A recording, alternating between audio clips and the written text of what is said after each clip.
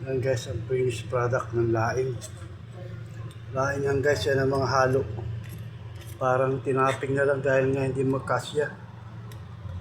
Mamaya yung nasa ibabaw na yan, magiging sa ilalim. Ilalim mamaya kasi babalik ta rin.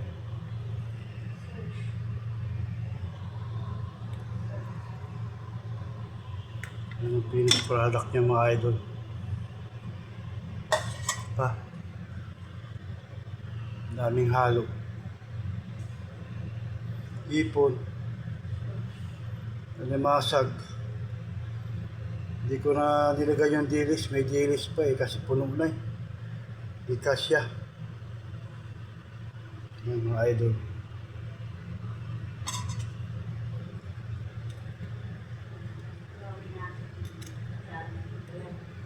Hindi pwedeng halo-haloin to mga idol.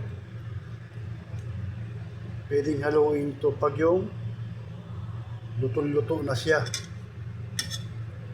Hindi pwedeng haluin to dahil hindi mo makakain kasi minsan na ako nagluto nito. Nung primerong luto ko lang nito noon. Hinalo-halo ko. Dami ring halo nun. Hinalo-halo ko. Sus! Nung naluto na, hindi na makain.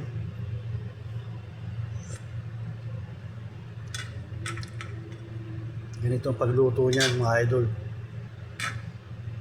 Yung pala, ang technique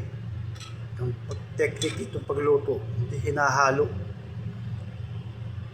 Ang dediin lang ng sandok para masinop yung lasa. Makapasok yung gata.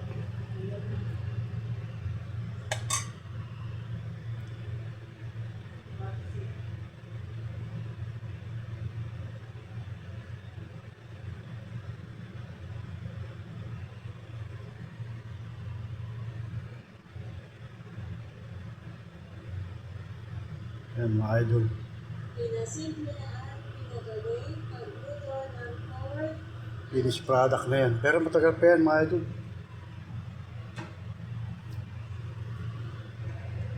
Kailangan yan maayos ang pagkaluto.